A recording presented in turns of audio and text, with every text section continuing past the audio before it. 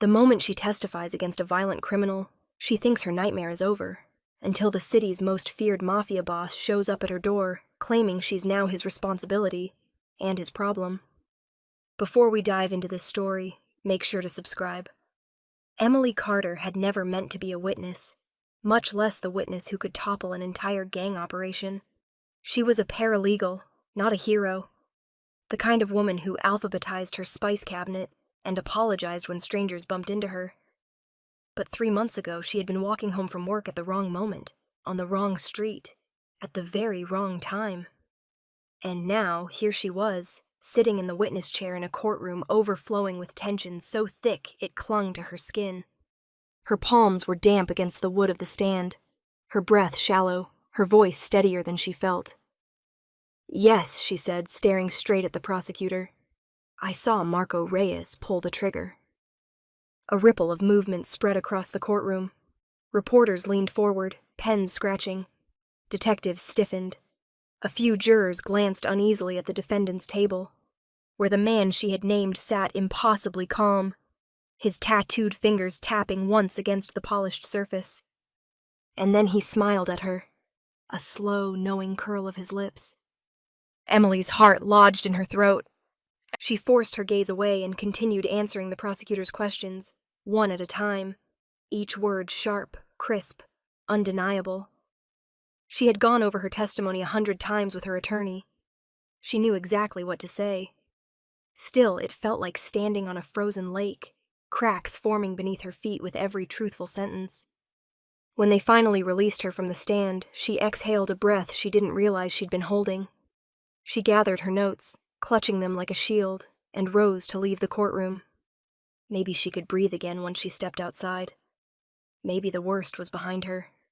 Maybe. The moment she pushed through the double doors into the hallway, the swarm descended. Microphones shoved toward her. Camera flashes burst like tiny explosions. Voices layered over voices. "Miss Carter, do you fear retaliation? Do you regret testifying? Did you see the defendant's reaction? Do you think you'll be safe tonight?" Safe. The word hit harder than any other. Emily tried to push through the wall of bodies, but they closed around her, their questions feeding on her fear as like vultures sensing blood. Her pulse thundered as hands brushed her arms, her shoulders, grabbing for her attention. "No comment," she managed, her voice cracking. One reporter stepped directly into her path, blocking her exit. "Miss Carter, people who testify against Marco Reyes don't usually last long. How do you feel about that?" Her stomach turned cold. "Move," she whispered, but the man didn't. A court officer finally shouldered through, planting himself between her and the cameras. "Back up," he barked. "Let her through." Emily slipped past him, grateful for the tiny bubble of space he carved. She hurried down the steps outside the courthouse, gripping the handrail as though it could anchor her to something steady. The crowd stayed behind, simmering with unanswered questions, and the thrill of a story that was no longer her own. She reached the sidewalk, the city's noise hitting her like a wave. Horns, conversations. Sirens somewhere in the distance. Normal sounds, sounds she usually ignored. Today they drowned her. She walked fast, weaving through people who paid her no mind. Just another woman in a blazer, carrying papers, trying to get through her day. But inside, her heartbeat felt wrong. Too fast, too loud, too sharp. She kept replaying the moment Marco Reyes had smiled at her. She had done the right thing. She knew she had. But as she reached the corner and a gust of wind sliced through her coat, she felt something she hadn't let herself feel in the courtroom. Fear. Not the kind that made you look over your shoulder. The kind that settled into your bones and whispered, "This isn't over." She turned toward her apartment, hugging her coat tighter, her steps quickening with every shadow she passed. She didn't see the black car parked across the street. Didn't see the man inside, leaning forward slightly as she hurried away. She didn't notice when he spoke into his phone, voice low and gravel-edged. "She's out," he said. "And she's not safe." A pause. "Tell the men to hold position. I'll handle this myself." Then the engine started, quiet, controlled, and the car slipped into traffic behind her, keeping enough distance to remain unseen. Emily never looked back. If she had, she might have realized her nightmare had only just begun. And the man following her wasn't there to kill her. He was there to protect her, whether she wanted him to or not. Emily didn't turn on the living room lights when she got home that night. She didn't want to see the space too clearly, didn't want to acknowledge how empty and small and vulnerable her apartment suddenly felt. For years it had been her refuge, her little escape from the chaos of downtown. Tonight, it felt like a hiding place a predator already knew about. She kicked off her shoes, dropped her keys in the bowl by the door, and leaned against the wall with a shaky exhale. She'd made tea, but it had gone cold beside her hours ago. She'd turned on the TV, but couldn't remember what show was playing. Her mind kept drifting back to the courthouse, to those flashing cameras, to that smile. Marco Reyes's smile. The kind that said he didn't even consider her a threat. The kind that promised she'd regret trying. Emily rubbed her arms, trying to shake off the chill. "It's done," she whispered to herself for the 5th or 50th time. "It's over." But the words felt empty. Somewhere outside a car engine revved. A bottle clattered on the sidewalk. A door slammed in the building next door. Normal city noises, she told herself. Normal. No different from any other night. She was halfway to convincing herself when the world shattered. Literally. A brick exploded through her front window, spraying glass in every direction. Emily screamed and dropped to the floor instinctively, heart pounding so violently she could hear blood rushing in her ears. Shards rained across the hardwood, skittering like teeth. For a second she stayed frozen, breathing in quick, panicked gulps. Then she saw it. A piece of paper tied to the brick. Her stomach turned to ice. She crawled forward, careful not to cut her hands, and reached for the note with trembling fingers. The handwriting was sloppy, aggressive, written as if the pen itself had been stabbed into the page. "You should have kept your mouth shut." Her vision blurred. The words seemed to pulse on the paper. "No," she whispered. "No, no, no." Her hands shook so violently she could barely dial 911. When the dispatcher answered, Emily's voice came out thin and breathless. Someone just threw something through my window. A brick. There's a note." The dispatcher asked the standard questions. Was anyone hurt? Was the suspect still nearby? Could she safely exit the home? Emily answered mechanically, her eyes locked on the broken glass glittering in the moonlight. Within minutes, 2 officers arrived. They stepped over the mess, examined the brick, exchanged a glance Emily didn't miss.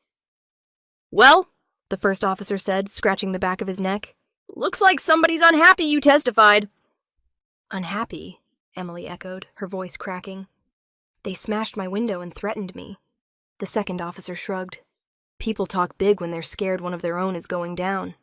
It's probably just to rattle you. Just to rattle her. Her safety. Her life. The panic still shaking her body. Just scare tactics to them." "You're taking this lightly," she said, anger mixing with the fear. "He's part of a gang. He's dangerous." "We know who he is," the officer replied, tone softening as if that made it better. "But there's no evidence tying this brick to him. Could be copycats. Could be kids. Could be anyone." "What am I supposed to do?" Emily whispered. "Just tape up the window and hope the next one doesn't hit me in the head?" "You could stay somewhere else tonight," he offered half-heartedly. "Friend, relative, hotel." She stiffened. She had no close family in the city, no one she trusted enough to call past midnight. And a hotel? She doubted 4 walls and a flimsy lock would make her feel safer. "We'll file a report," the officer added. "But unless you saw who did it, our hands are tied." Her heart sank. They didn't understand. Or they didn't care. Or both. When they finally left, Emily locked the door, pushed a chair under the handle like she'd seen in thriller movies, and sat on the floor surrounded by shattered glass. Her mind raced. Every shadow outside her window felt alive. Every creak in the hallway felt like footsteps coming for her. She wrapped her arms around herself, willing the panic to settle. But just as she closed her eyes, a prickle ran down her spine. A sensation like being watched, observed, measured. Then, the faintest glint of headlights outside. A black car, parked across the street. Engine off. Windows tinted. Her breath caught. She couldn't see the driver. But someone was inside, and they hadn't moved once since she noticed them. She swallowed hard, unable to tear her gaze away. It wasn't the gang. It didn't feel like a threat.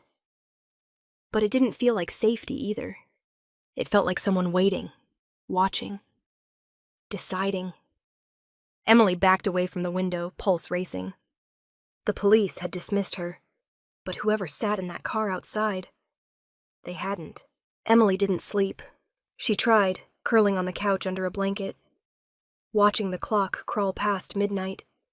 But every time she closed her eyes, she heard the window shatter again. Every creak in the hallway made her sit up. Every gust of wind against the building sent her pulse racing, and the black car was still there. It hadn't moved. Not once. By 12:47 a.m., she was pacing the living room, arms crossed tightly over her chest, telling herself she was imagining things. Maybe it was a neighbor's visitor. Maybe a rideshare driver. Maybe... 3 soft knocks interrupted her thoughts. Not loud, not aggressive. Just deliberate. Emily froze. Her breath caught in her throat. No one friendly knocks like that at this hour. Slowly she moved toward the peephole, each step a tremor. She pressed her eye to the cold metal, and her heart stopped. A man stood on the other side of the door, tall, broad-shouldered, dressed in a tailored black coat that fit him too well to be off the rack. Dark hair, eyes like winter steel. He didn't look impatient or nervous. He looked like someone who was used to being answered. Emily stepped back from the door so fast she nearly tripped. Number? No, she wasn't opening that door. Another knock, still soft, still patient. Emily Carter. Her breath stilled. The voice was deep and smooth, the kind that didn't need volume to command attention. Open the door, he said. We need to talk. She backed up further, heart hammering. No, I'm calling the police. A quiet exhale, almost amused. They won't come. Her skin prickled. How do you know that? She snapped, gripping her phone with shaking fingers. Because your call earlier was classified as a non-urgent threat. His tone remained calm, controlled. They won't send a patrol at this hour for a second report. Not unless someone is bleeding. She stared at the door, cold dread expanding through her chest. Who are you? A pause, then. Adrian Valenti. Everything inside her stilled. She knew that name. Everyone did. He was an urban legend in the city, part myth, part nightmare. The man cops wouldn't touch and criminals wouldn't cross. A ghost with money, power, and an empire carved from the city's underbelly. And he was standing outside her apartment, knocking politely. Emily's knees weakened. What do you want? She whispered. Another moment of silence. When he spoke again, his voice dipped lower, quieter. To protect you. She almost laughed. A breathless, panicked sound. You're a criminal! And your life is in danger. I already called the police, but they won't help you. And you will? She shot back. Yes. No hesitation. None. Emily swallowed hard, pulse pounding in her ears. Why? Why me? He didn't answer immediately. When he finally spoke, his words were measured. The man you testified against, he said, is not one of mine. He works for a rival faction. You put him away. They retaliate. Simple cause and effect. Her stomach twisted. So what? You're here out of some civic duty? This time the soft sound he made was undeniably a laugh. Not unkind, just cold. No, Ms. Carter. I don't do civic duty. Another quiet knock. I do survival. And right now, protecting you is in both of our interests. Emily stared at the door, at the fragile piece of wood between her and a man the city whispered about with fear. She should tell him to leave. She should call someone. Anyone. But the black car was still outside. The brick still lay on her floor. Her window was still shattered. Her hands were still shaking. And the police weren't coming. Adrian's voice slipped through the door one last time. "Open the door, Emily." A quiet warning. A quiet promise. Before someone else comes back, who doesn't knock. Her breath trembled. Her fingers hovered over the lock. This was a terrible idea. The worst idea. But so was staying alone in a broken apartment with a target on her back. Slowly, Emily reached for the deadbolt. It clicked. Then she opened the door, and the man on the other side looked at her like he already knew everything that would come next. Emily barely had time to process the fact that Adrian Valenti was standing in her living room. Solid, real, entirely out of place amid her knocked-over lamp and shattered glass, before he delivered the line that made her spine stiffen. "You're coming with me." She blinked. "Excuse me?" He said it as if he were commenting on the weather. Calm, certain, not asking, declaring. "No," Emily snapped, finally finding her voice. "Absolutely not. I don't even know you. You can't just walk into my home and—" "You opened the door," he reminded her, stepping further inside with deliberate ease, his eyes scanning the room like a threat assessment report. "Which means you accepted my help. That is not how consent works. Semantics." "Not semantics." Her voice rose, wavering but firm. "You're a criminal. I'm not going anywhere with you." Adrian turned toward her slowly, hands slipping into the pockets of his tailored coat, posture relaxed in a way that made her nervous. Men who were calm in chaos were either sociopaths or extremely capable. "Emily," he said quietly, "this isn't a negotiation." Her heart stuttered. "It is for me." He studied her face for a moment, intensely enough that she felt stripped bare, then shook his head once. "You're terrified." "No, Wait," he countered. "The only reason you're arguing is because you think it gives you control. But you don't have control. Not anymore." She swallowed hard. "You can't force me." "Under normal circumstances?" He nodded. "I wouldn't." Then his gaze flicked toward her broken window. "These aren't normal circumstances."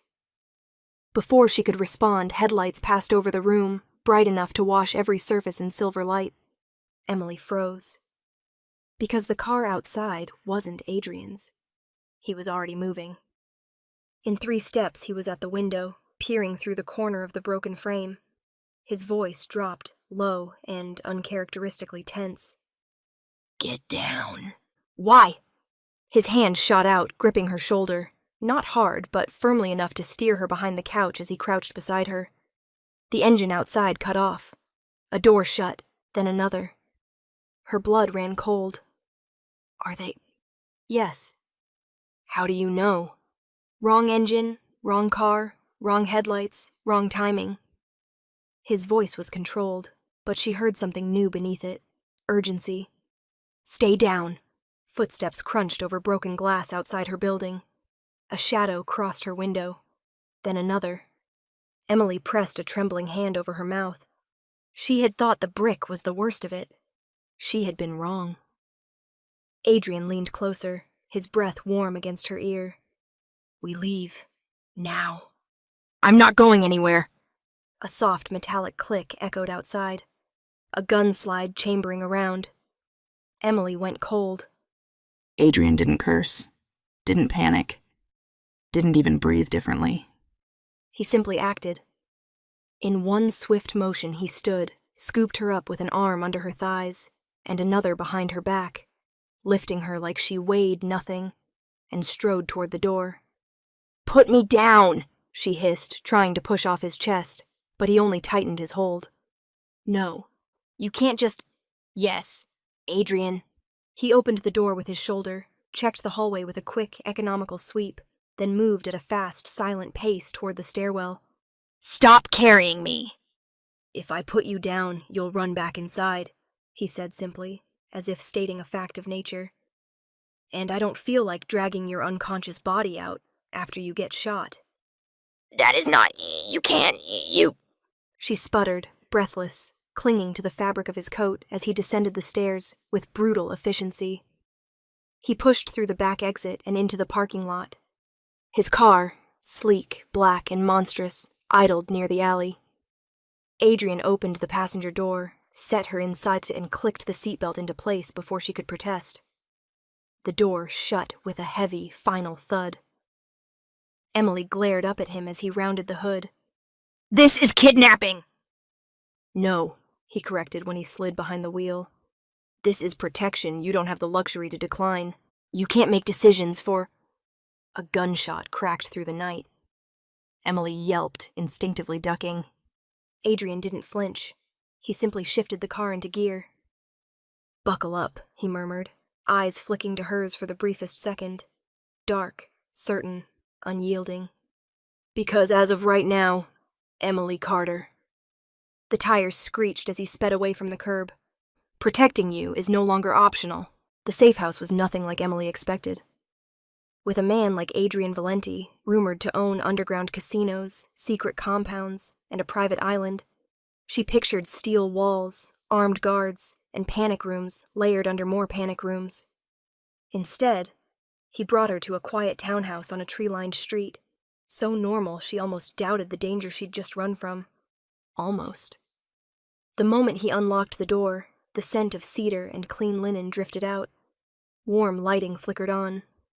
The space looked lived in but untouched, like someone maintained it regularly but rarely stayed inside. Adrian stepped over the threshold first, scanning every corner with that terrifying, predatory awareness she'd already learned to recognize. Only when he was satisfied did he tilt his head toward her. Inside. Emily hesitated. Not because she planned to run. She couldn't even breathe without feeling the ghost of the gunshot that had echoed behind them, but because stepping inside felt like crossing a line she wouldn't be able to uncross. His eyes softened, just barely. "You're safe here," he said quietly. She wasn't sure whether that was a promise or a warning, but she stepped in.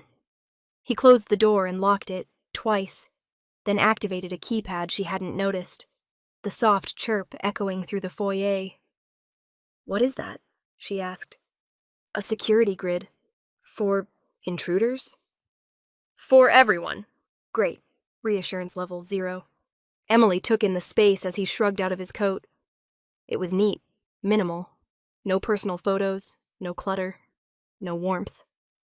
"It's one of several safe houses," he said, noticing her assessing glance. "I keep it stocked, but unused. No patterns, no routine, no exposure. It looks like no one lives here." "No one does." He moved into the kitchen, his every motion controlled, shoulders straight, steps silent, presence sharp enough to cut glass. He opened a cabinet and pulled out a glass bottle of water, placing it gently on the counter in front of her. A small gesture, but the gentleness of it startled her more than the gunfire had. "You should drink," he murmured. "Shock dehydrates," she bristled. "I'm not in shock." His gaze swept over her, her trembling fingers, her uneven breath, the way she couldn't stop staring at the locked door as if expecting it to splinter. "You are," he said. Not unkindly, just truthfully. Emily pressed her lips together and looked away, refusing to let him see how much that scared her. She didn't want this man reading her. She didn't want him knowing her. He was the exact kind of danger she'd spent her whole life avoiding. Sharp, intense, impossible to predict. And yet, she couldn't ignore what she'd seen. How he'd moved when danger approached. How he'd lifted her like she weighed nothing. How he'd shielded her without hesitation. How he kept his voice soft when speaking to her, and only to her. She hated the heat that crept up her neck. Hated that part of her felt safer with him than she ever had with the police. Hated that her pulse quickened whenever he stood too close. Adrian watched her quietly, leaning a hip against the counter, arms crossed, the posture of a man assessing a situation, calculating every detail. "You're angry," he said.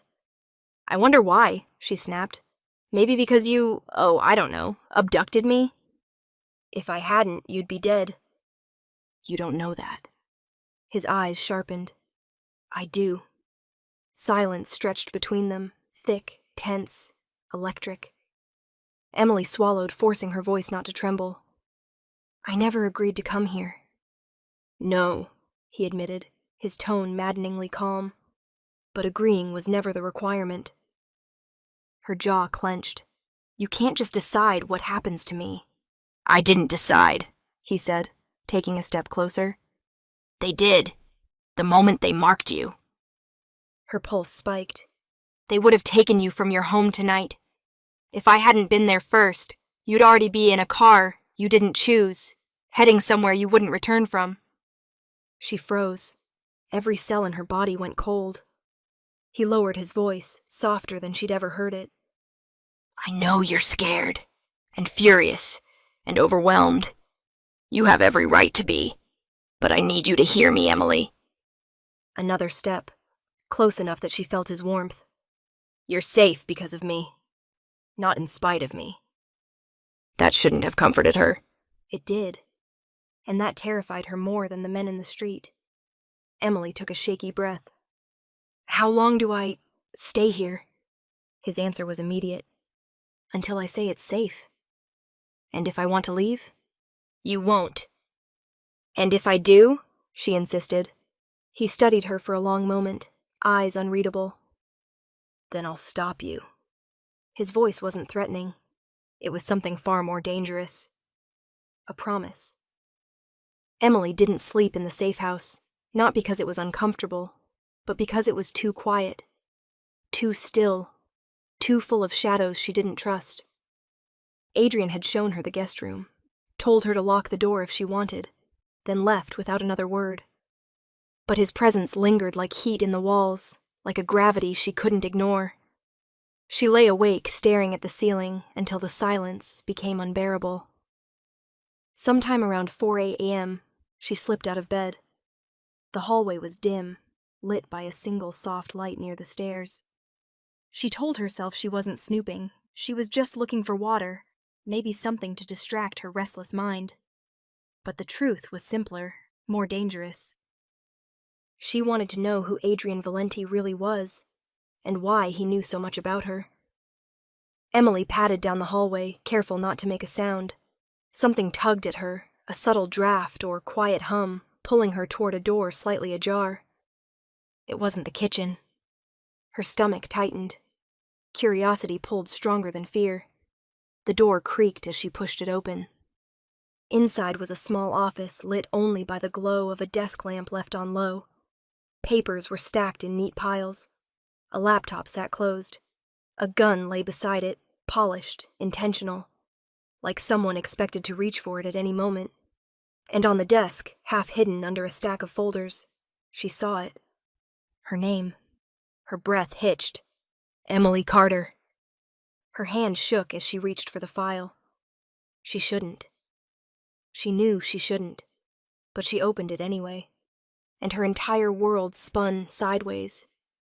Inside was everything, every apartment she'd ever rented, every job application, her university transcripts, her medical records, a photo of her at 16 standing outside her mother's old house, a newspaper clipping about her father's death, a receipt for a necklace she'd bought last winter, a surveillance photo, blurry but unmistakable, of her leaving the courthouse 2 weeks before the trial. Her lungs forgot how to work. This wasn't surface-level information. This was deep, personal, violating. Some of it she wasn't even sure the government kept track of. Her vision flickered as panic surged up her throat. He had known her long before today, long before the trial, long before she ever heard his name. Why? A floorboard creaked behind her. Emily nearly dropped the file as she spun around. Adrian was in the doorway. His white dress shirt sleeves were rolled up. His hair slightly tousled, as if he'd just run a hand through it. His expression unreadable. But his eyes, those dark, fathomless eyes, locked on the file in her hands. Of course he didn't look surprised. He only looked Inevitable. Her voice was barely a whisper. Is this why you came for me? No, he said calmly. This is why I had to. She shook her head, heart pounding. How long have you been watching me? A while. That's not an answer. I know. Something snapped inside her. She shoved the file at him, her voice cracking. You had no right! Adrian didn't flinch as the folder hit his chest. He let it fall to the desk, watching her as if waiting for her to finish the rest of what she needed to say. How much do you know about my life? Her voice rose, trembling. How much have you taken without my permission? His jaw flexed. Everything I needed. For what? She demanded. To protect me? Or to control me? Both. The honesty hit her harder than a lie would have. Her hand pressed to her forehead, breathing uneven. I don't understand. I don't understand any of this. I didn't do anything. I saw a murder and I told the truth. That's it. That's all I did. No, Adrian said quietly. It's not. She looked up, terrified of the answer. Your testimony didn't just put away a lieutenant, he said.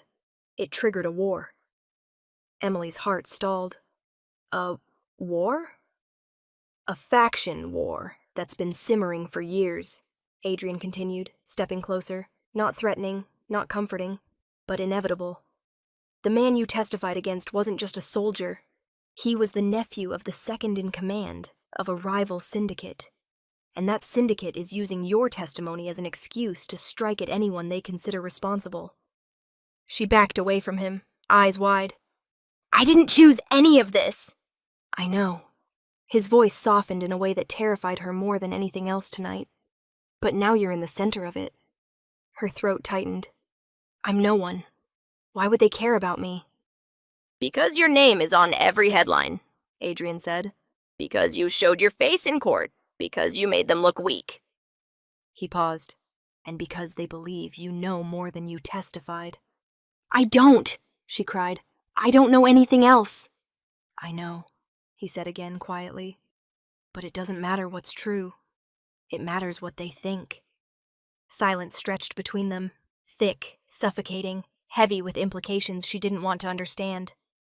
Then his voice dropped to something low and controlled. And that, he said, is why I've been watching you. She stared at him, breath trembling. Emily, he added softly, you don't realize it yet, but you aren't safe anywhere except with me. He stepped close enough that she could feel his warmth, his presence overwhelming.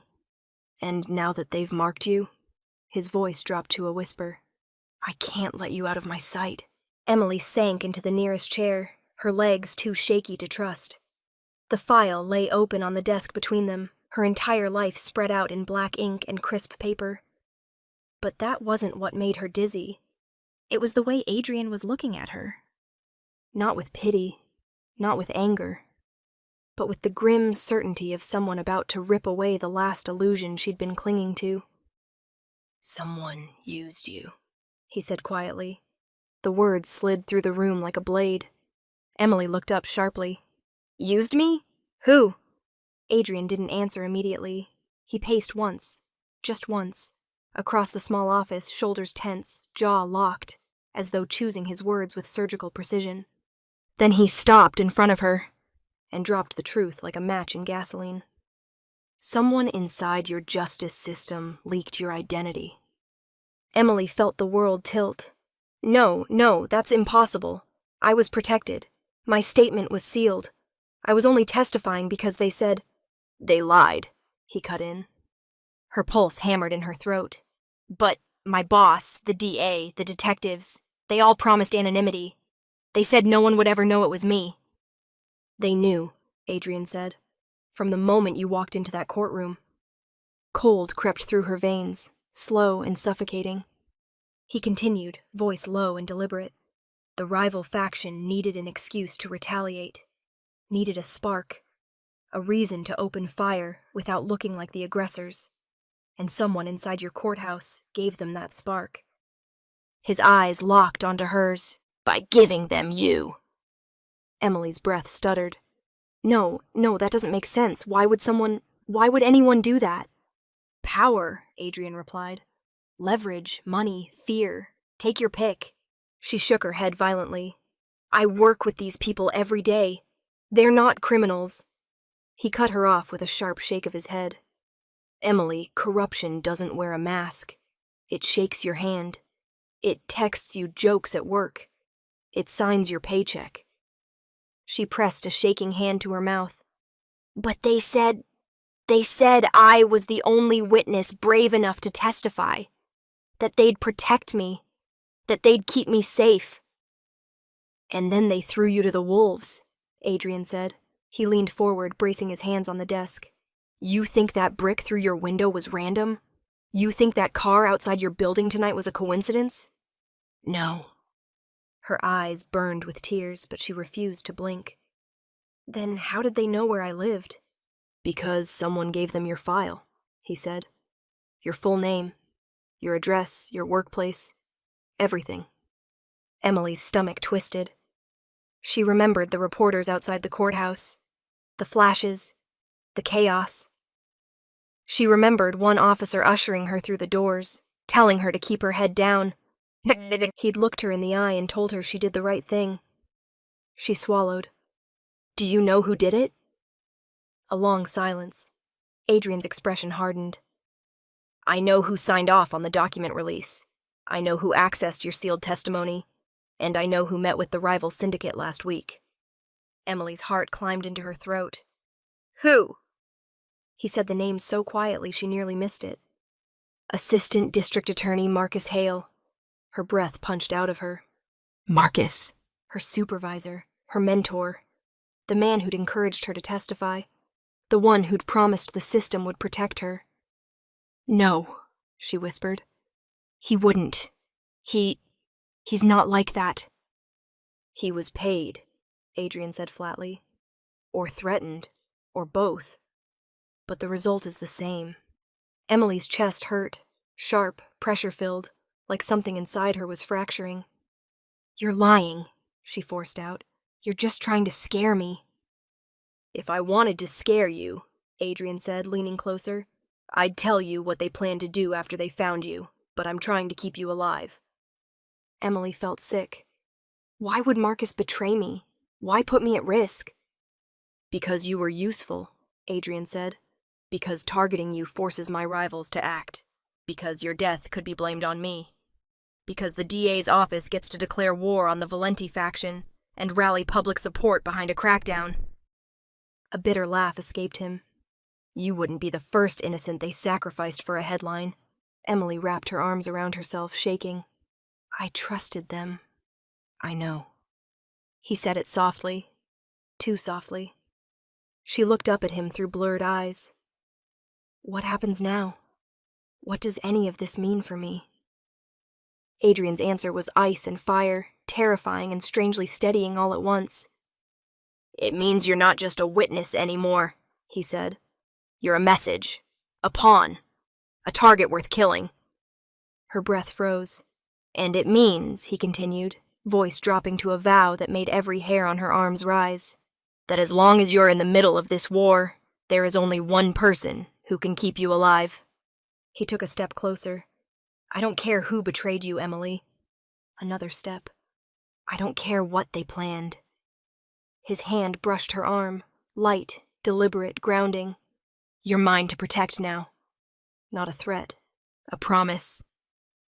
Emily didn't remember falling asleep, only the bone-deep exhaustion that finally dragged her under sometime after dawn. But she remembered how she woke. To the sound of glass exploding. To the thunder of footsteps. To the unmistakable crack of gunfire shattering the fragile quiet of the safe house.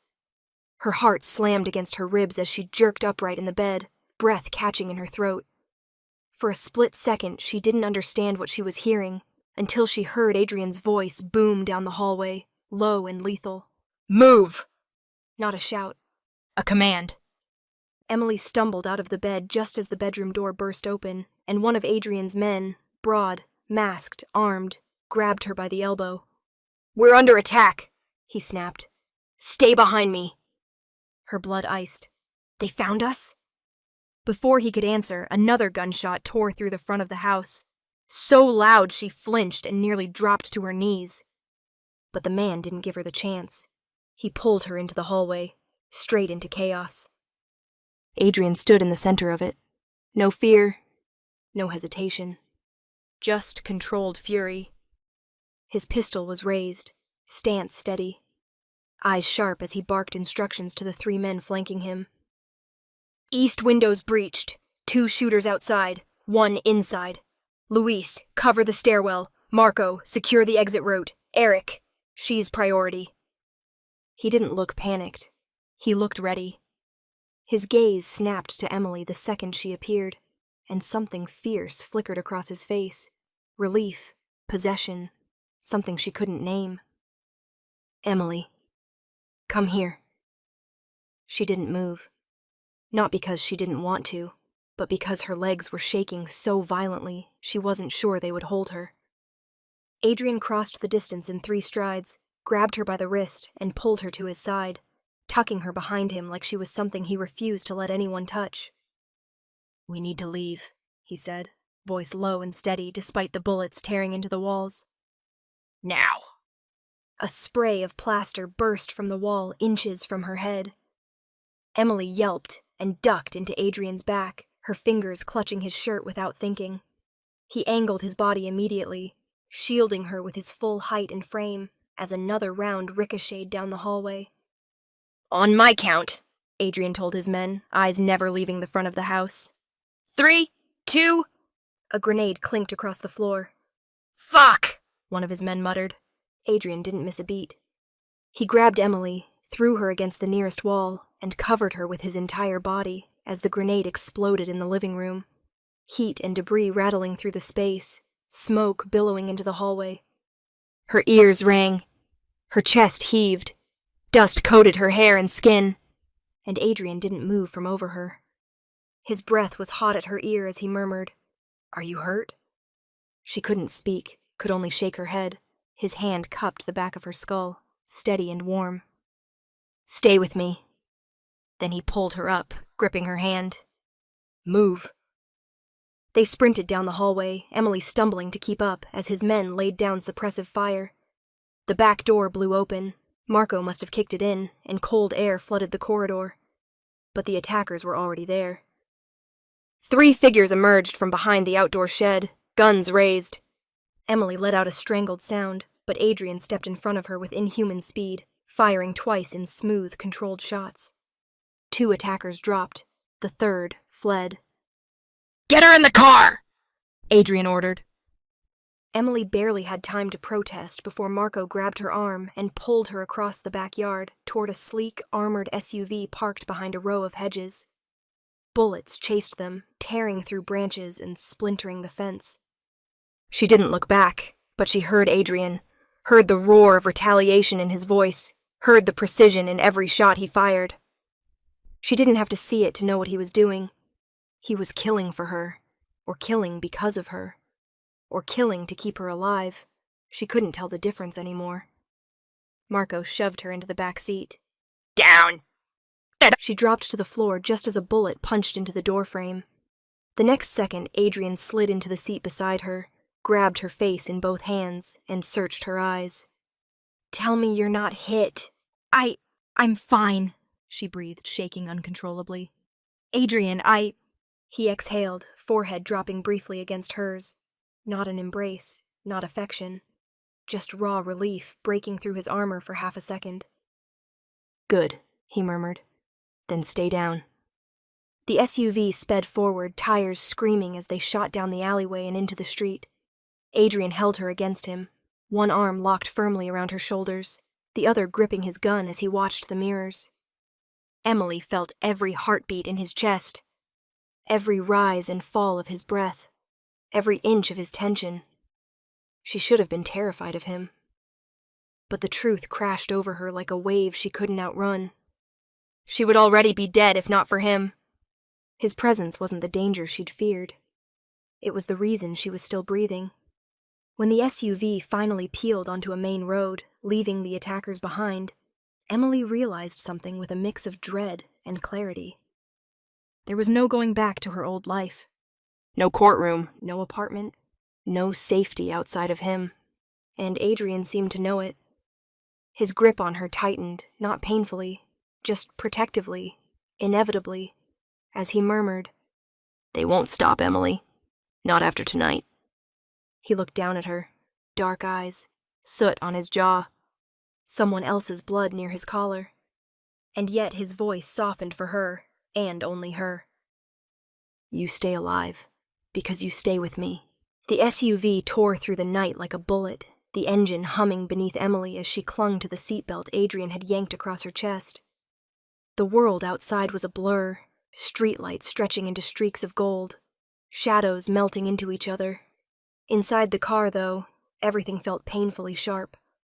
Every breath, every thought, every heartbeat thundering in her ears. Especially his. Adrian sat right beside her, one arm braced against the window, the other still hovering near her, as if ready to pull her into him again at the slightest threat. His shirt was streaked with dust and blood, none of it his, she hoped, but he didn't seem to notice. Emily couldn't stop staring, or stop shaking. Not from the gunfire, not from the explosion, not from the fact that she had almost died twice in the last 20 minutes, but because Adrian Valenti had looked terrified. Not for himself, for her. The realization hit her again, harder this time. She grabbed the edge of the seat to steady her voice. "Why?" she whispered. His gaze didn't move from the rearview mirror. "Not now." "No," she said, louder, her voice cracking with both anger and desperation. "Now! You owe me that! You dragged me out of my home, you hauled me across a battlefield, and you've been acting like my life matters more than it should. So tell me, Adrian." She swallowed, the words lodging painfully in her throat. "Why do you care so much if I live or die?" Silence filled the SUV, tense, suffocating, electric. Marco, driving, didn't say a word. Eric in the passenger seat didn't even turn around. They had heard this before, or they had been waiting to. Adrian finally exhaled, the sound low and steady. "Pull over," he ordered. Marco obeyed immediately, steering the SUV into a dark, empty industrial lot. The engine idled. The world went quiet. Adrian turned toward her.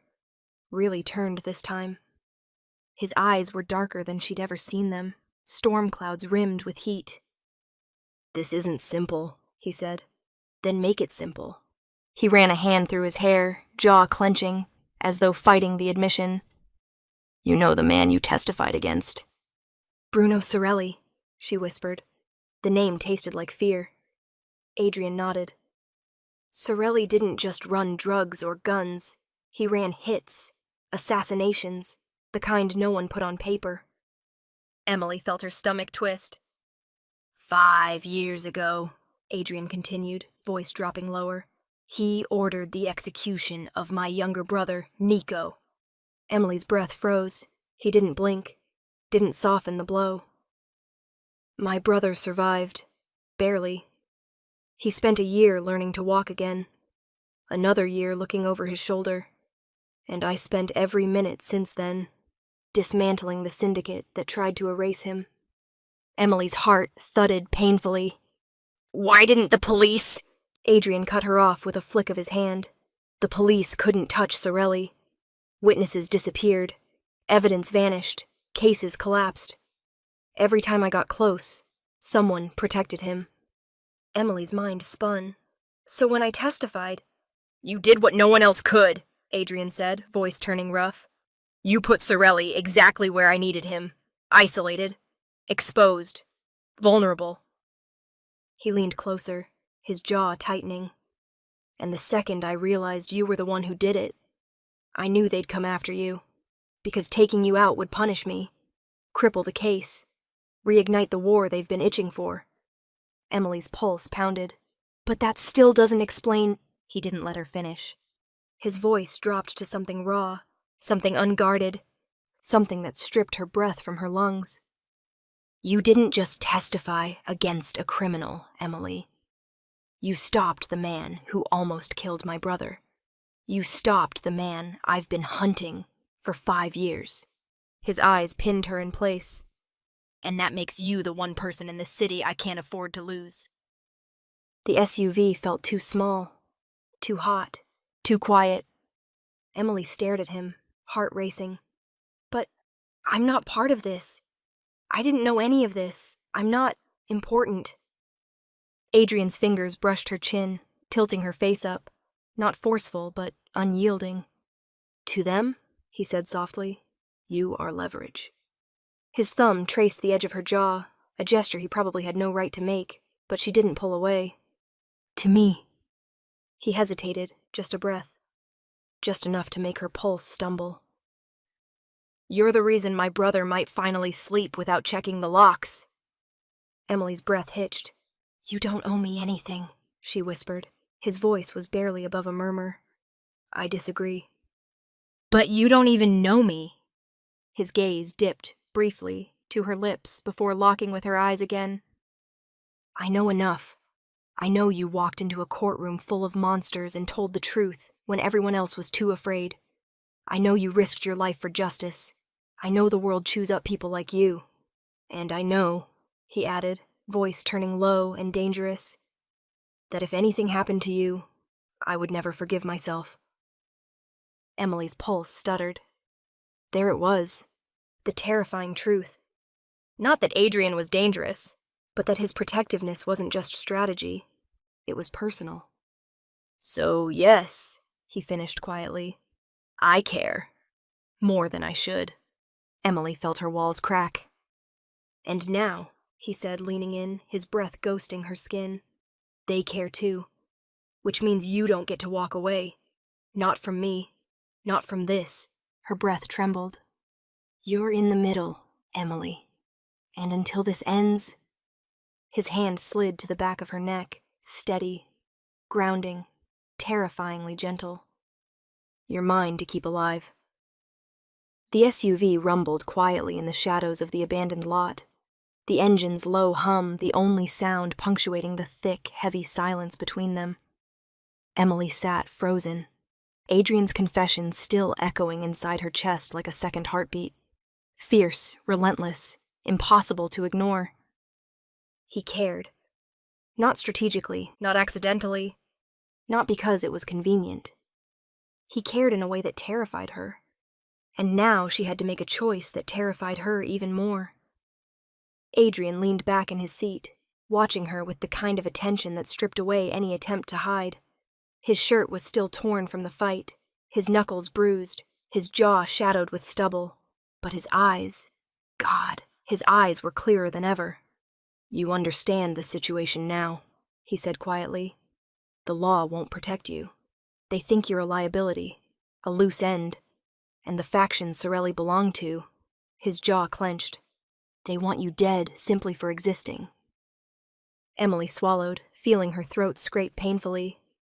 So what are my options? He didn't soften the truth. He never did. 2. The air felt too thin. He lifted one finger. Option 1. Disappear. I can fake records, move you across the world. New name, new job, new life. No courthouse, no city, no friends, no past. A cold weight settled in her stomach. Emily imagined it, waking up in a strange place, alone, pretending to be someone she wasn't, looking over her shoulder forever. No family, no identity, no justice. Option 2, Adrian continued, raising a second finger. You stay under my protection. The words hung between them, heavy with implication. Emily forced herself to breathe. And what does that mean, exactly? It means you stay with me, he said simply. In my world, under my guard. You don't walk down a street alone. You don't go to work alone. You don't breathe in a room that I haven't cleared first. Emily's pulse quickened. That sounds like prison. No, he murmured, his gaze flicking to her mouth before dragging back up to her eyes. Prison doesn't come with choices. You're choosing this. If you choose it. Her breath hitched. And what about you? What do you get out of me staying? He leaned closer, slow, deliberate, his presence wrapping around her like heat. Peace, he said. I get the peace of knowing you're alive. Emily's chest tightened. And what happens if I stay until this is over? Do I get to walk away? Adrian didn't look away, but he didn't answer quickly either. Finally, his voice dropped to something raw, something that made her spine tingle. I can protect your life, Emily. I can't promise I'll ever want to let you go. Her heart stuttered, because that wasn't the answer she'd expected. And not the one she should want. A siren wailed somewhere far off. The SUV's interior lights flickered as a truck passed on a distant road. And still Adrian waited, patient, steady, unyielding, as if the entire city were holding its breath with him. Emily looked down at her trembling hands. She wasn't built for running. She wasn't built for hiding. But she also wasn't built for the world Adrian lived in. Shadowed halls, whispered threats, loyalty measured in bullets and blood. She lifted her gaze, voice barely above a whisper. If I stay, what does that make me? Adrian didn't blink. It makes you protected. That's not what I asked. His jaw flexed. The answer came slower this time, as if pulled from somewhere deep and forbidden. It makes you mine. Her breath escaped in a shaky, stunned exhale. Not ownership. Not threat. Not force. But something dangerously close to confession. Emily's heart pounded. Adrian, you can't. This isn't fair, he finished for her. No, it's not. But fairness died the moment you testified, and you need to understand something. He reached out, slowly, giving her every chance to pull away. She didn't. His fingers brushed her cheek, warm and grounding. If you choose to stay with me, you step into a world that doesn't let go easily. Loyalty is earned in blood. Trust is currency. And love. He paused, the word hanging between them like a live wire. Love is the most dangerous risk of all. Emily's pulse hammered. And if I leave? His hand fell away, leaving a ghost of heat behind. Then he leaned back, expression unreadable. If you leave, he said quietly, I'll let you go. I'll make sure you get as far from this city as possible before anyone realizes you're missing. But! His eyes locked onto hers, a storm pulling her in whether she fought it or not. But you'll be running alone, he finished. With no one watching your back. No one stepping between you and a bullet. No one waking up every day, willing to kill or die if it means keeping you safe. Silence. Thick, heavy, earth-shifting. Emily knew the truth, even before she whispered it. Either way, she said slowly, my life will never be normal again. No, Adrian agreed softly. Normal isn't an option anymore. She looked at him, really looked at him. The ruthless protector. The man who killed without hesitation. The man who shielded her, like her life was worth more than his. The man whose voice softened only when he said her name. Her choice wasn't between safety and danger. It was between alone and alive. Emily exhaled, her voice trembling but certain. Then I choose. But the sentence dissolved as Adrian's eyes darkened, like he already knew the answer, and feared it, and wanted it, and needed it. More than he should. More than she should let him. The danger wasn't outside the SUV anymore. It was sitting right beside her, waiting for her to choose him, or walk away forever. If you enjoyed the story, don't forget to like and subscribe for more.